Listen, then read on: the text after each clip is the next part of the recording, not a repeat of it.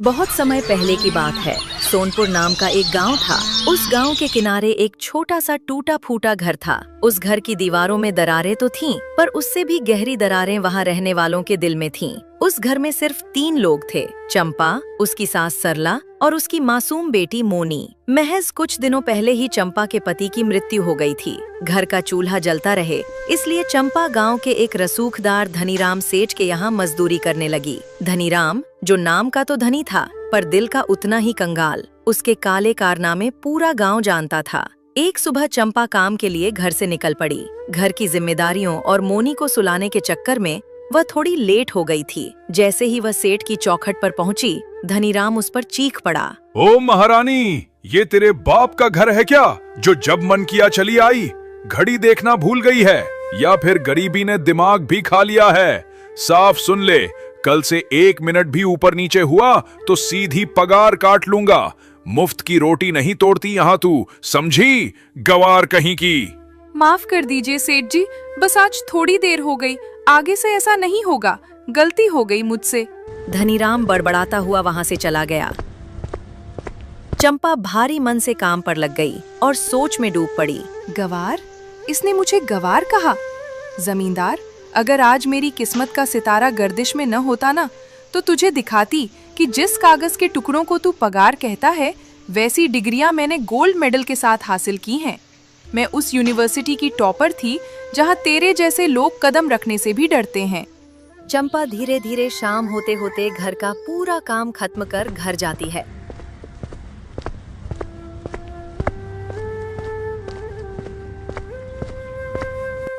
बिटिया, ये सब देखकर मेरा कलेजा मुंह को आता है। कहाँ तूने बड़े बड़े सपनों के साथ हाथ में कलम पकड़ी थी, और कहाँ आज दूसरे के घर की धूल साफ कर रही है। ये क्या दिन दिखा दिए उस विधाता ने। मुझे माफ कर दे बहू, मैं इस उम्र में भी लाचार हूँ। तुझे वो सुख और सम्मान नहीं दे पाई जिसकी तू हकदार थी। अब ये सब बोलकर खुद को छोटा मत कीजिए माँ। भगवान ने तो मेरा सबसे बड़ा सुख, मेरा सुहाग, पहले ही छीन लिया। अब ये छोटी मोटी तकलीफें क्या बिगाड़ेंगी मेरा? ये झाड़ू पोछा मेरी लाचारी नहीं, मेरी बेटी के भविष्य की नींव है माँ। बस आप हिम्मत मत हारिए।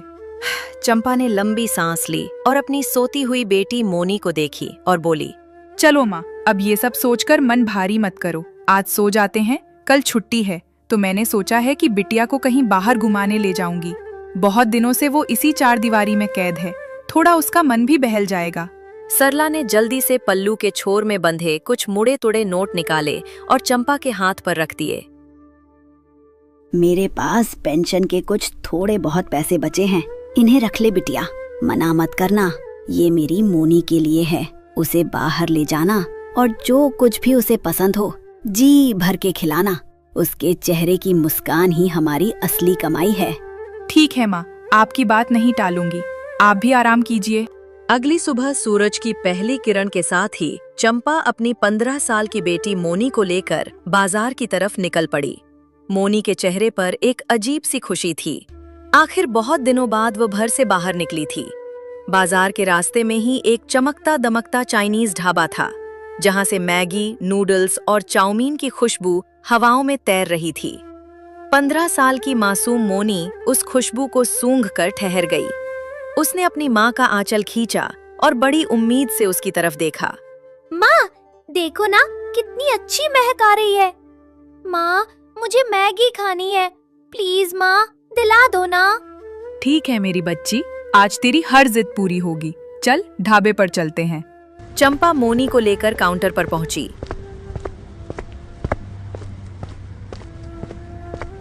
वहां एक घमंडी किस्म का आदमी खड़ा था। चंपा ने शालीनता से उससे कहा, भाई साहब, मेरी बेटी को मैगी खानी है, जरा एक प्लेट बढ़िया सी मैगी लगा दीजिए। उस ढाबे वाले ने चंपा के साधारण और फटे पुराने कपड़ों को ऊपर से नीचे तक देखा और उसके चेहरे पर हिकारत के भाव आ गए। ए बहन जी, आगे बढ़ो आगे बढ़ो, यहाँ गरीबों के लिए कुछ नहीं मिलता। इस ढाबे का जो मालिक है ना, उसने साफ कह रखा है कि यहाँ गरीबों को कोई सेवा नहीं दी जाएगी। चंपा को धक्का सा लगा, पर उसने खुद को संभाला। भैया, मैं यहाँ भीख नहीं मांग रही हूँ, मैं इसके पूरे पैसे दूंगी। आप पैसे ले लीजिए और मेरी बेटी को मैगी दे दीजिए। यहां पैसे नहीं स्टेटस देखा जाता है बहन जी। अगर आज मैंने तुम जैसी गरीब को यहां बिठाकर खिला दिया और मेरे किसी अमीर ग्राहक ने देख लिया तो वो यहां आना बंद कर देंगे, मेरा धंधा चौपट हो जाएगा। भैया, मेरी बेटी का सपना है। आज पहली बार मैं इसे कहीं बाहर लेकर आई हूँ और पहली बार इसने मुझसे कुछ मांगा है। एक माँ का दिल रख लो भैया। मुझे माफ करो, अगर मैंने तुमको यहां कुछ भी दिया तो मेरी नौकरी चली जाएगी। भाई साहब, आखिर किसका है ये ढाबा? गांव के सबसे बड़े जमींदार धनीराम सेठ का। धनीराम का नाम सुनते ही चंपा के अंदर का स्वाभिमान जाग उठा। कोई बात नहीं बेटा, चल, मैं बाजार से मैगी खरीदकर खुद अपने हाथों से तेरे लिए इससे भी अच्छी मैगी घर पर बनाऊंगी। चल यहाँ से। ठीक है माँ, चलो। दोनों आगे बढ़े और किराने की दुकान से मैगी, नूडल्स और सारे जरूरी मसाले खरीदे। घर पहुंचकर चंपा ने चूल्हा जलाया और मैगी बनाना शुरू किया। चंपा के हाथों में एक जादू था। जब उसने मसालों को मैगी के साथ पकाया तो उस छोटे से घर से ऐसी लाजवाब और सौंधी महक उठी कि वो पूरे रास्ते में फैल गई। ठीक उसी समय शहर से आ रहा एक अमीर पति पत्नी का जोड़ा उस रास्ते से गुजर रहा था। बाजार की तरफ जाते हुए जैसे ही उस दिव्य महक ने उनके कदमों को छुआ, वे वहीं ठहर गए। वे खुद को रोक नहीं पाए और चंपा के टूटे फूटे घर के दरवाजे पर आ गए। कोई है घर में? जी, कोई है क्या? चंपा बाहर आई। जी बोलिए, कौन है आप लोग? अरे बहन, हम लोग शहर से आ रहे थे और बाजार की तरफ जा रहे थे, पर आपके घर से कुछ बनने की इतनी लाजवाब महक आई कि हमारे कदम यहीं रुक गए।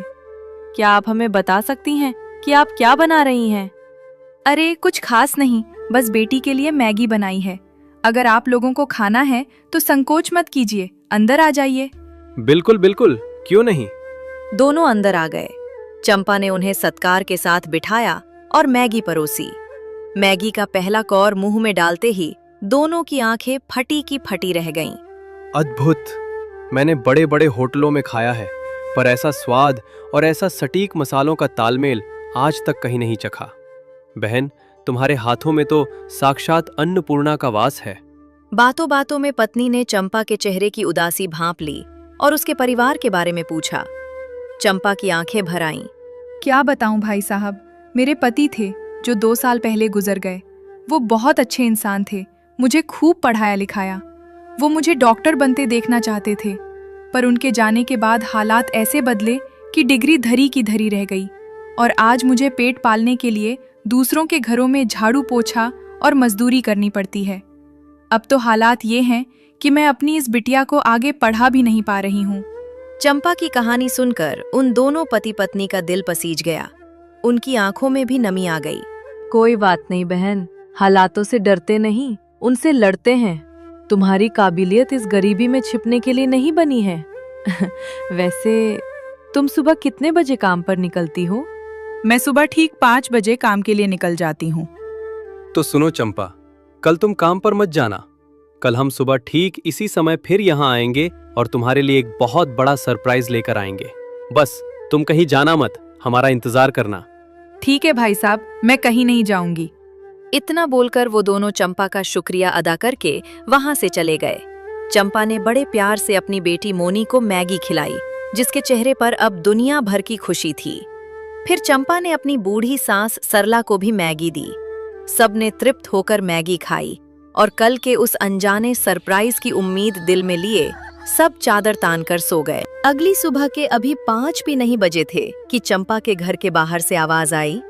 चंपा बहन, ओ चंपा बहन, जल्दी उठो और बाहर आओ, देखो हम तुम्हारे लिए क्या लाए हैं। आवाज सुनकर चंपा की नींद खुल गई। उसकी सास सरला और छोटी मोनी भी हड़बड़ाकर बाहर आ गईं। सामने का नजारा देखकर सबकी आंखें फटी की फटी रह गईं। घर के सामने एक नया सुंदर सा ठेला खड़ा था, जिस पर बड़े बड़े अक्षरों में लिखा मैगी वाली महिला। ठेले पर मैगी के ढेर सारे पैकेट, खुशबूदार मसाले और सारा जरूरी सामान सजा हुआ था। भाई साहब, ये सब क्या है? इतना बड़ा ठेला, ये सारा सामान, मैं कुछ समझ नहीं पा रही। बहन, कल तुम्हारी मैगी खाकर हमें समझ आ गया कि तुम्हारे हाथों में हुनर है। बस मैं इतना ही कर सकता हूँ, तुम्हारे इस हुनर को दुनिया के सामने लाना है। जैसे हमें वो स्वाद पसंद आया वैसे ही सबको आएगा। बस अब तुम हिम्मत मत हारना और आज दोपहर तक गांव के चौराहे पर अपना ये ठेला लगा देना। चंपा की आंखों में खुशी के आंसू छलक आए। भाई साहब, आपका ये एहसान मैं कभी नहीं भूलूंगी। आज आपने मुझे उस धनीराम सेठ की गुलामी से आज़ाद कर दिया। अब मुझे मौका मिला है उसे ये दिखाने का कि एक गरीब के हाथों के स्वाद में कितनी ताकत होती है। बेका, आज मुझे तुम दोनों में अपने दिवंगत बेटे की छवि दिख रही है। तुम सच में बहुत नेक हो। भगवान तुम दोनों की जोड़ी हमेशा सलामत रखे और तुम्हें हर खुशी दे। बस माताजी, आपका ये आशीर्वाद ही हमारे लिए बहुत है। अब हम चलते हैं, हमें शहर में बहुत काम है। चंपा बहन, डटी रहना।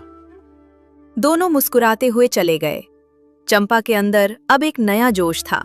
उसने तुरंत चूल्हा तैयार किया और मैगी बनाना शुरू किया। जैसे ही उसने अपने खास मसालों का तड़का लगाया, घर से ऐसी मदहोश कर देने वाली खुशबू उठी। दोपहर होते होते चंपा ने अपना ठेला गांव के किनारे सड़क पर लगा दिया। अभी ठेला पूरी तरह लगा भी नहीं था कि उसकी महक ने पूरे गांव को अपनी गिरफ्त में ले लिया। गांव के ज्यादातर लोग गरीब थे, जिन्होंने धनीराम के ढाबे पर कभी कदम भी नहीं रखा था, क्योंकि वहां सिर्फ अमीरों और स्टेटस की कद्र थी। खुशबू का पीछा करते हुए कुछ ग्राहक चंपा के पास आए। अरे चंपा, ये क्या नया काम शुरू किया है? और ये खुशबू कैसी है? पूरा गांव महक रहा है। भाई साहब, ये मैगी है, वही जो बड़े बड़े होटलों और ढाबों में मिलती है। बस फर्क इतना है कि वहाँ ये 50 रुपए की मिलती है और मेरे पास सिर्फ 10 रुपए में। क्या बात कर रही है? हम तो हमेशा से इसे खाना चाहते थे, पर उस धनीराम की वजह से कभी हिम्मत नहीं हुई। चलो आज हमें भी खिलाई दो, देखें तो सही ये मैगी चीज क्या होती है। चंपा ने फुर्ती से 2 प्लेट मैगी तैयार की। जैसे ही उन दोनों ने पहला निवाला लिया, उनके चेहरे खिल उठे। वाह चंपा, क्या लाजवाब मसाले हैं। स्वाद ऐसा कि रूह खुश हो जाए। हम तो स्वाद के नशे में मदहोश हो गए। सच में चंपा, देर मत करो, एक एक प्लेट और लगाओ। जितनी महक अच्छी है, स्वाद उससे दुगना बेहतर है। चंपा ने मुस्कुराते हुए उन्हें एक एक प्लेट और दी। दोनों पैसे देकर और चंपा की तारीफों के पुल बांधते हुए वहां से गए। अब चंपा को समझ आ गया था कि उसके संघर्ष के दिन खत्म होने वाले हैं और उसके हाथों का जादू अब गांव के हर घर तक पहुंचने वाला है। देखते देखते ठेले पर भीड़ जमा हो गई और थोड़ी ही देर में सारी की सारी मैगी खत्म हो गई और वो घर गई। अगली सुबह चंपा फिर उठकर मैगी को अच्छे तरीके से बनाती है और ठेला उसी जगह पर लगा देती है। ठेला लगते ही 2 रहीश आदमी उसके ठेले पर आते हैं। आइए बाबूजी, गर्मा गर्म ताजी मैगी तैयार है, सिर्फ 10 रुपए प्लेट। सिर्फ 10 रुपए? खुशबू तो लाजवाब है। चलो हमारे लिए 2 प्लेट लगाओ। चंपा ने फुर्ती से 2 प्लेटें तैयार की और उनके सामने पेश किया। जैसे ही करोड़ीमल ने पहला चमचा मुंह में डाला, उसकी आंखें फटी की फटी रह गईं। अद्भुत, अविश्वसनीय। माखनलाल, ऐसा स्वाद आज तक कहीं नहीं चखा। हाँ भाई, स्वाद तो ऐसा है कि बंदा उंगलियां चाटता रह जाए। लो बहन, ये तुम्हारे पैसे और ये ऊपर से इनाम। माफ कीजिएगा बाबूजी, मैं सिर्फ अपनी मेहनत की कीमत लेती हूँ, इनाम या खैरात नहीं। दोनों रईस चंपा के इस स्वाभिमान और स्वाद के कायल हो गए। वे पैसे देकर सीधे धनीराम सेठ के आलीशान ढाबे की तरफ बढ़ गए। आइए सेठ जी, बैठिए। आज हमारे शेफ ने खास शाही नूडल्स तैयार किए हैं। कितनी प्लेटें लगवाऊं?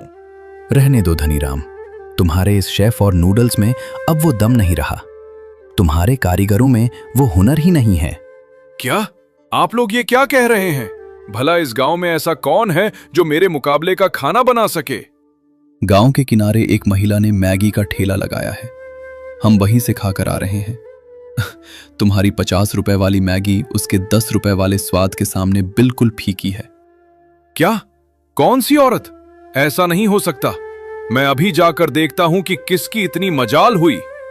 धनीराम सेठ का अहंकार बुरी तरह आहत हो चुका था। वो गुस्से से कांपता हुआ सीधे चंपा के ठेले की तरफ भागा। तू चंपा, तेरी ये हिम्मत! कल तक जो गंवार मेरे घर पर झाड़ू पोछा करती थी, वो आज मेरे सामने दुकान खोलेगी।